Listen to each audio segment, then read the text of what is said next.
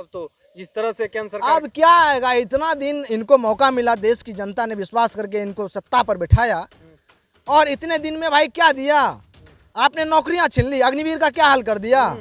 1,20,000 अग्निवीर को इन्होंने पहले तो बहाली कराया, अब हटा रहा है। आप वो शहीद होगा तो उनकी शहादत दिवस नहीं बनाई जाएगी, उनका कोई उस तरह का समारोह नहीं होगा। तो ये देश का अपमान है।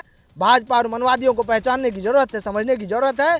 और 5 साल में एक ही बार मौका मिलता है जनता जनार्दन से, हम कहना चाहते हैं आप उस मौके को गवाइएगा तो फिर स्थिति बनेगी, फिर हमारी यही स्थिति बनेगी। इस चीज़ की चिंता देश के हर जागरूक नौजवानों को है, और हम यही अपील करेंगे आपके माध्यम से कि सभी नौजवान, जो समय आ रहा है, नौजवान, छात्र, किसान, मजदूर और जनता सभी मिल करके मोदी जी का जो दोहरा चरित्र रहा है, इस चरित्र के खिलाफ एकजुट होकर के अपनी आवाज को बुलंद करें। नमस्कार, आप देख रहे हैं युवा दस्तक बिहार। मैं हूं सोनू कुमार। इस वक्त मौजूद हैं हम लोग बिहार का जो है मधेपुरा जिला में मौजूद हैं, और हमारे साथ बात करने के लिए युवा नेता संजीव यादव हैं, और इनसे जानते हैं जिस तरह केंद्र सरकार के जो रेलवे के जो वैकेंसी दिए गए हैं, उन्हीं सब मुद्दों को लेकर के हम बात करेंगे। यह युवा नेता क्या कुछ कह रहे हैं, क्या कुछ कहेंगे सर? जिस तरह से जो है केंद्र सरकार के द्वारा जो है लगभग एक पंचवर्षीय पर जो है वैकेंसी दिया जाता है, जिस तरह से पहले दिया गया था 2019 में, उनके बाद यह 24 आया तब दिया गया है, और वो भी नाम मात्र में जो है वैकेंसी दिया गया है। हम कहते हैं कि भारत देश को युवाओं का देश कहा जाता है, किसान प्रधान देश कहा जाता है। आप देखेंगे जब डेटा को, अन्य देशों के अलावा सबसे अधिक आबादी अगर युवाओं की है तो भारत में ही है। हम कहना चाहते हैं कि जब चुनाव लड़ने की बारी आई, मोदी जी आपको जब भाजपा ने चेहरा बनाया था तो आपने क्या वादा किया था इस देश के नौजवानों के साथ? प्रत्येक वर्ष 2 करोड़ नौकरी देने का वादा किया था आप क्यों भूल रहे हैं उस चीज को? क्योंकि आपको लगा था कि युवाओं में ही वह जज्बा होता है, जुनून होता है, युवाओं में ही वह ऊर्जा होता है, जिनको हम कुछ कह करके उनको, मतलब उनके लिए कुछ एजेंडा बता करके हम अपना जो हमारा मुकाम है, जो मिशन है, उस पर हम कामयाब हो सकते हैं। आपने युवाओं को टारगेट किया, युवाओं को प्रलोभन दिया। आपने कहा था कि जब हमारी सरकार बनेगी, हम प्रधानमंत्री बनेंगे तो प्रत्येक वर्ष 2 करोड़ नौजवानों को नौकरी देंगे।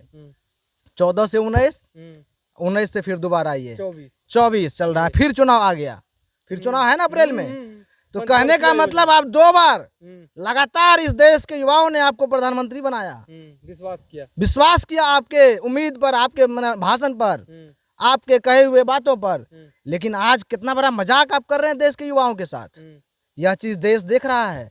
देश, भारत के युवा जो कहते हैं वो करके दिखाते हैं। आगे चुनाव है, आपसे देश का युवा बदला लेगा। आपने क्या किया? इतनी बड़ी आबादी जिस देश में युवाओं की है, छात्रों की है, आप उनको 5600, कहिए, बताने में शर्म की बात हो रही है। हम कहते हैं कि 1 वर्ष में 2 करोड़ नौकरी देना था, 10 साल के टर्म को आप पूरा करने जा रहे हैं। आप जोड़ लीजिए, 10 दूना 20 करोड़ नौकरी देना था आपको, आप 20 लाख भी नहीं दे पाए। और रेलवे जैसा बड़ा महकमा होता है रेलवे सबसे ज्यादा संभावना इसमें नौकरी देने का, रोजगार देने का, नौकरी देने का है तो वो रेलवे विभाग का है भारत सरकार में। और आप कितना बड़ा मजाक कर रहे हैं देश के युवाओं के साथ। 5600 नौकरी का ये निकाला है वैकेंसी। तो इस कथनी और करने वाले नेता जो कहते थे कि हमको प्रधानमंत्री नहीं, देश का चौकीदार बनाओ, देश की रक्षा करेंगे, निश्चित तौर पर कहाँ से नौकरी देंगे भाई? नौकरी कहाँ से देंगे? वो सारे सिस्टम को प्राइवेटाइजेशन कर रहे हैं, निजीकरण करने पे तुले हुए हैं। रेल मंत्री तो कह रहे थे कि रेलवे में जो है 1.5-2 लाख भर्तियां आएगी, लेकिन उस जगह पर जिस तरह से या मतलब जो है इतना कम वैकेंसी दिया गया है, आखिर नौकरी गया कहाँ? इन चीजों पे तो मुद्दा बनता है। बिल्कुल, आपका सवाल एकदम जायज है। आपका सवाल जायज है कि आखिर नौकरियां कहाँ जा रही है? नौकरियां जा रही है पूंजीपति के जेब में, नौकरियां जा रही है अरबपति करोड़पति के जेब में, जिनके कठपुतली बनकर के नरेंद्र मोदी जी आप लोगों को बेवकूफ बना करके सत्ता चला रहे हैं। जनता ने वोट दिया था, कमिटमेंट आपका जनता से था, वो पूंजीपति से नहीं था। तो जनता के हित में क्या होता है वो आपको करना चाहिए था। और आप सभी नौकरी को रोजगार में परिणत करके प्राइवेट कंपनी को दे दिए सारा सिस्टम। रेलवे बेच दिया आपने, हवाई जहाज में, रेलवे कई स्टेशन बिका कि नहीं बिका, कई जोन बिक गया भाई। तो आप लगातार एक से एक चीज को बेचने में मशगूल हैं। जब सब चीज को आप बेच रहे हैं तो नौकरी तो आपके हाथ में है नहीं, आप देंगे कहाँ से? जो आपका छलावा वादा था, उस वादे को एक बार पुनः इस बार जब आप मंच पर जाइएगा तो जनता आपके सामने उस वादा का ढिंढोरा, क्या कहा था, 15-15 लाख रुपया देंगे खाता में गरीब लोगों को। वो तो केवल छात्र युवा से मजाक है, देश के नागरिक से मजाक है भाई, गरीब से मजाक है। वो तो कह रहे हैं कि हम राम मंदिर बनवा दिए हैं, उन मुद्दा को लेकर के आएंगे। भैया मेरे, भारत की पहली महिला शिक्षिका कौन है? सावित्रीबाई फुले। गर्व है और फक्र है उन पर। देश में पहली शिक्षिका, ये नारी शिक्षिका होने का अगर किसी को प्राप्त है तो वो सावित्रीबाई फुले को। क्या कहा था उन्होंने? हम जुमला नहीं करते, तथ्य पर बात करते हैं। सावित्रीबाई फुले ने कहा था मंदिर और मस्जिद गुलामी का रास्ता है, और स्कूल विद्यालय ज्ञान से प्रकाश, जीवन में प्रकाश फैलाने का काम करता है, प्रकाश का मार्ग है वो। भाई मेरे, तो जो हमारे पुरोधा, जो हमारे स्तंभ देश के, हम नमन करते हैं आपके माध्यम से, आपके चैनल के माध्यम से, दस्तक बिहार के माध्यम से माता सावित्रीबाई फुले को। आपका जो मार्ग था, आज उस मार्ग से ये लोग पूंजीपति के कठपुतली बने, ये लोग देश पर जो तानाशाही हुकूमत लेकर के बैठे हुए हैं, आपके मार्ग को ये लोग भूल गए हैं। अंबेडकर साहब को भूल गए भैया। अंबेडकर साहब दलित परिवार में न पैदा हुए, कौन, महार जाति, डोम जाति में, और 36 उपाधि प्राप्त किया भाई, कैम्ब्रिज विश्वविद्यालय कहाँ कहाँ जा करके। और उतना ही नहीं, जब वो अधिकारी बने थे, फाइल सिसका करके दे रहा था। वो अंबेडकर साहब ने कहा कि हमको जाति पूछता है लोग जब हम स्कूल जाते हैं पढ़ने के लिए। ऐसा क्यों पूछता है कि क्या नाम है आपका, क्या नाम है आपकी जाति का, पिता का? तो इन्होंने जवाब दिया था। माँ से जब पूछा, माँ पूछी बेटा ये जाति प्रधान देश है, यहाँ जातियाँ पूछी जाती है, उसी अनुसार से सभी से रवैया सलूक किए जाते हैं। तो इन्होंने कहा था कि हमको जब मौका मिलेगा मैं वैसा किताब लिखूंगा जिसमें जाति और ये जाति रूपी कोई दीवार नहीं होगी, गैर बराबरी नहीं होगी, सबको समान हक और अधिकार का बात होगा, सबके हक हुकूक का बात होगा। तो हम अंबेडकर साहब को नमन करते हैं। हम आते हैं आपके मुद्दे पर। सावित्रीबाई फुले कहा कि ये मंदिर और मस्जिद, राम मंदिर की बात की आपने, मंदिर और मस्जिद गुलामी का मार्ग है, विद्यालय ज्ञान से जीवन में प्रकाश का मार्ग है। तो सावित्रीबाई फुले को ये लोग भूल गया है, इसीलिए भटक गया है देश को सही रास्ते से ले जाने पर। भाई मेरे, रामभद्राचार्य जी को आप जान रहे हैं? रामभद्राचार्य जी खुद को देश का सबसे बड़ा संत समझता है। क्या बयान था अमीश देवगन का? न्यूज 18 इंडिया के पत्रकार है अमीश देवगन, कहा था कि रामभद्राचार्य जी सही कह रहे हैं। क्या बीमार होंगे तो हमको अस्पताल की जरूरत नहीं पड़ेगी, मंदिर चल जाएंगे। रामभद्राचार्य जी का फोटो वायरल हुआ, आप देख लिए, 2-3 दिन पहले की बात है। अस्पताल में है कि नहीं है? तो कहने का मतलब है कि समाज को मंदिर और मस्जिद की जरूरत नहीं है, समाज को अस्पताल की जरूरत है, स्कूल की जरूरत है, विद्यालय की जरूरत है, समाज के नौजवान को रोजगार की जरूरत है, समाज के किसान को सुविधा की जरूरत है।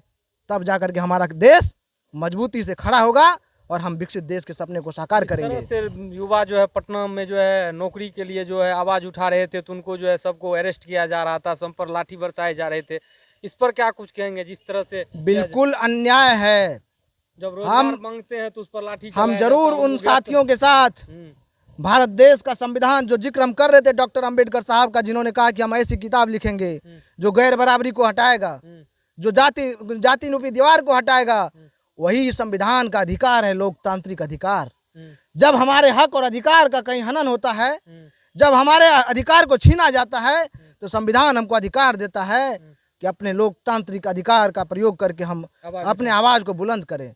और जब आवाज को बुलंद करता है देश दुनिया, हमारे बिहार का नौजवान, तो यह मनुवादी सामंतवादी गोद में बैठने वाले लोग, तानाशाही रवैया अख्तियार करके जुल्म करने वाले लोग हमारे देश के युवाओं पर लाठियां चलाते हैं। हम कहते हैं कि ये लाठियां, एक एक लाठी का जवाब आपको आगे आ रहा है चुनाव, उस चुनाव में लिया जाए। कहीं ना कहीं आगामी चुनाव में इसका खामियाजा जो है भुगतना पड़ेगा। जिस तरह से युवाओं को जो है बेरोजगार किया जा रहा है, उसका जो हक छीना जा रहा है, निश्चित तौर पर एक एक खामियाजा भुगतना पड़ेगा केवल युवाओं जिस का। तरह से युवाओं को देखिए, किसान को देखिए, मतलब सब ढंग से सभी को सब भाई कारोबारी तबाह हैं, छोटे छोटे कारोबारी तबाह हैं। जीएसटी क्या कर दिया लगा करके, जीएसटी भरने में ग्राहक का जान जा रहा है, दुकान की स्थिति बदतर बन गई है। तो हम कह रहे हैं कि सभी वर्ग के लोग परेशान हैं, केवल मनुवादी विचारधारा के लोग, सामंतवादी विचारधारा के लोग, और ये जो पूंजीपति विचारधारा के लोग, पूंजीपति वाले लोग हैं, ये केवल इनसे खुश है मुट्ठी भर लोग। और जिनकी आबादी 85 से 90% बहुजन है, वो बहुजन पर कुठाराघात हो रहा है, उनके पेट लात मारी जा रही है, थाली से रोटी और दाल गायब करने की षड्यंत्र जारी है, लगातार ये हो रहा है। महंगाई देख लीजिए आसमान में है कि नहीं है। तो कहने का कुछ मीडिया बंधुओं से भी है कि मतलब जो है वो इन चीज़ों को, युवाओं को जो रोजगार की बात है, नौकरी की बात है, इन सभी मुद्दों पे आवाज नहीं उठा करके वो केंद्र सरकार की वाहवाही कर रहे हैं, उनको क्या कुछ कहेंगे? बिल्कुल हम जरूर यह बात कहना चाहते हैं, लोकतंत्र का चौथा स्तंभ मीडिया के अलावा और किसी को क्यों नहीं बना दिया? तथ्य है कि नहीं है ये? देश के लोकतंत्र का चौथा स्तंभ मीडिया को बनने का अवसर मिला भाई, ये गौरव है ना आपका। आज आप माइक लेकर के किसी सवाल कर सकते हैं कि नहीं कर सकते हैं? ये आपका अधिकार है ना, बाबा साहब का दिया हुआ ये संविधान का अधिकार है ना आपको। तो मीडिया का जो अधिकार है, जो उनको गौरव मिला है देश के लोकतंत्र के चौथा स्तंभ कहलाने का, वो मीडिया आज उस चीज को भूल रहे हैं। किस चीज के चक्कर में? पैसा के चक्कर में। पैसा के चक्कर में, चूंकि आज बड़ा बड़ा बजट जो नेशनल चैनल है उनके लिए तय किया जा रहा है, ये गोदी मीडिया का। आज गोदी मीडिया उस मोदी राज में पैसा लेके मालामाल हो रहे हैं। देश हमारा कहाँ जा रहा है, देश की पीढ़ी कहाँ जा रही है, इस चीज का कोई मलाल उनको नहीं है। तो आगे आने वाली पीढ़ी ऐसे गोदी मीडिया से भी सवाल करेगी, और मीडिया निश्चित रूप से अगर यही दस्तूर जारी रहा, आप देख लीजिए रवीश कुमार जी को एनडीटीवी से निकाल दिया गया कि नहीं निकाल दिया गया। खुद अभी अपना चैनल बना के, और कई पत्रकार हैं जिनको, जो ये आज लक्ष्मण यादव पर क्यों हमले हुए भाई? जो सरकार के मतलब एक चैनल अपना बना करके उन्होंने, लक्ष्मण यादव देश के बेबाक वक्ताओं में एक है, हमें गर्व है उन पर। और सरकार की खामियां को वो बुलंद आवाज के रूप में दे रहे थे चैनल पर, समाज में जहां जहां मंच मिलता था। तो ये चीज उन सामंतवादी मनवादियों को नागवार गुजरा और लक्ष्मण यादव को यूनिवर्सिटी से निकाल दिया। इसी तरह से लगता है कि पंचवर्षीय योजना में एक बार वैकेंसी आएगा, तब तो जिस तरह से केंद्र सरकार, अब क्या आएगा? इतना दिन इनको मौका मिला, देश की जनता ने विश्वास करके इनको सत्ता पर बिठाया, और इतने दिन में भाई क्या दिया आपने? नौकरियां छीन ली। अग्निवीर का क्या हाल कर दिया? 1,20,000 अग्निवीर को इन्होंने पहले तो बहाली कराया, अब हटा रहा है। आप वो शहीद होगा तो उनकी शहादत दिवस नहीं बनाई जाएगी, उनका कोई उस तरह का समारोह नहीं होगा। तो ये देश का अपमान है, केवल युवाओं का, छात्रों का नहीं। मोदी जी, नरेंद्र मोदी जी और अमित शाह जी देश के साथ मजाक कर रहे हैं। भाजपा और मनवादियों को पहचानने की जरूरत है, समझने की जरूरत है। और 5 साल में एक ही बार मौका मिलता है जनता जनार्दन से, हम कहना चाहते हैं आप उस मौके को गवाइएगा तो फिर हमारी यही स्थिति बनेगी, इस चीज की चिंता देश के हर जागरूक नौजवानों को है। और हम यही अपील करेंगे आपके माध्यम से कि सभी नौजवान, जो समय आ रहा है, नौजवान, छात्र, किसान, मजदूर और जनता सभी मिल करके मोदी जी का जो दोहरा चरित्र रहा है, इस चरित्र के खिलाफ एकजुट करके अपनी आवाज को बुलंद करें और मोदी को हटाने का काम करें। तो देखिए, ये युवा नेता थे संजीव यादव थे। क्या कुछ जो है केंद्र सरकार जिस तरह से रेलवे में जो वैकेंसियां दिए हैं, वो भी बहुत कम वैकेंसी दिए हैं, वो 5,000-6,000 के आसपास में दिए हैं। जिस तरह से जो है लगातार छात्र जो है आवाज़ उठा रहे थे और छात्र को जो है लाठीचार्ज किया जा रहा था, गिरफ्तार किया जा रहा था, उन्हीं सब मुद्दों को लेकर के जो है छात्र युवा के जो है संदीप यादव क्या कुछ बोल रहे थे, आपने सुना। और इस वीडियो को देखने के बाद आप क्या प्रतिक्रिया देते हैं, कमेंट के माध्यम से बताइएगा। चलिए इस वीडियो में यहीं तक छोड़ रहे हैं, बाकी मिलते हैं किसी और खबर के साथ, किसी अन्य मुद्दों के साथ। चलिए इस वीडियो में यहीं तक। जय हिंद, आभार, धन्यवाद। और मोदी को हटाने का काम करें। चलिए खत्म। तो देखिए, ये युवा नेता थे संजीव यादव थे। क्या कुछ जो है केंद्र सरकार जिस तरह से रेलवे में जो वैकेंसियां दिए हैं, वो भी बहुत कम वैकेंसी दिए हैं, वो 5,000-6,000 के आसपास में दिए हैं। जिस तरह से जो है लगातार छात्र जो है आवाज़ उठा रहे थे और छात्र को जो है लाठीचार्ज किया जा रहा था, गिरफ्तार किया जा रहा था, उन्हीं सब मुद्दों को लेकर के जो है छात्र युवा के जो है संदीप यादव क्या कुछ बोल रहे थे, आपने सुना। और इस वीडियो को देखने के बाद आप क्या प्रतिक्रिया देते हैं, कमेंट के माध्यम से बताइएगा। चलिए इस वीडियो में यहीं तक छोड़ रहे हैं, बाकी मिलते हैं किसी और खबर के साथ, किसी अन्य मुद्दों के साथ। चलिए इस वीडियो में यहीं तक। जय हिंद, आभार, धन्यवाद।